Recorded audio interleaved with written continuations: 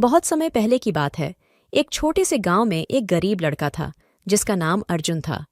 अर्जुन बहुत ही आलसी और सपनों में खोया हुआ था। एक छोटी सी पहुंच ले आऊं। एक दिन अर्जुन ने एक पुराने पुस्तकालय में एक रहस्यमय और चमत्कारी पुस्तक खोजी। सुबह की हवा में बने सुस्त मौसम का वर्णन करें और फिर एक छोटी सी रुकावट लें। उस पुस्तक में लिखा था कि एक विशेष राजा के पास एक अद्वितीय जड़ी बूटी है जो किसी को भी उच्च स्तर की बुद्धिमत्ता और सोचने की क्षमता प्रदान कर सकती है। सुनहरी धूप में चिर्पिंग बर्ड्स की आवाज का वर्णन करें और एक आधी सेकंड के लिए पहुंच लें। अर्जुन ने उस जड़ी बूटी की खोज में निकल पड़ा और उसे पाने के लिए उसने अपनी सारी ऊर्जा लगा दी। एक रात की चंदनी की रोशनी में लगे हुए कांपों की गहरी सांसें लें और फिर एक रोमांटिक माहौल बनाने के लिए ठीक से विराम लें।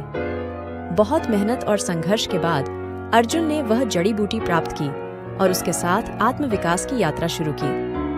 अर्जुन की आत्मा को मुक्ति की ओर बढ़ते हुए वर्णन करें और फिर एक गहरे सोच में विराम लें। उसने एक साधु से मिलकर सीखा कि जड़ी बूटी का असली महत्व उसके सही उपयोग में है और वह दूसरों की मदद करके ही सच्ची खुशियां पा सकता है।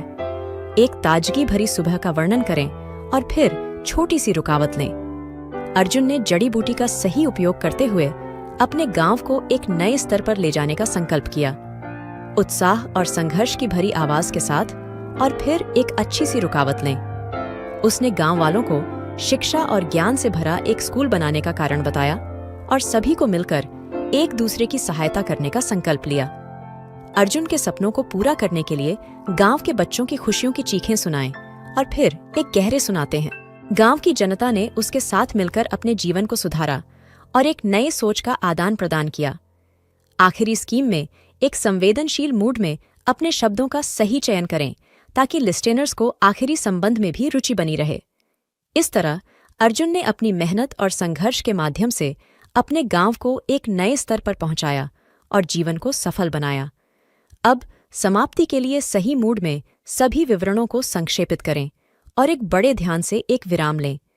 इस कहानी से हमें यह सीखने को मिलता है कि अगर हम अपनी मेहनत और संघर्ष के साथ किसी भी मुश्किल का सामना करते हैं तो हम किसी भी महत्वपूर्ण लक्ष्य को हासिल कर सकते हैं। और सबसे महत्वपूर्ण बात, जब हम अपनी सफलता को दूसरों के साथ साझा करते हैं तो हमारी खुशियां और भी दोगुनी हो जाती हैं।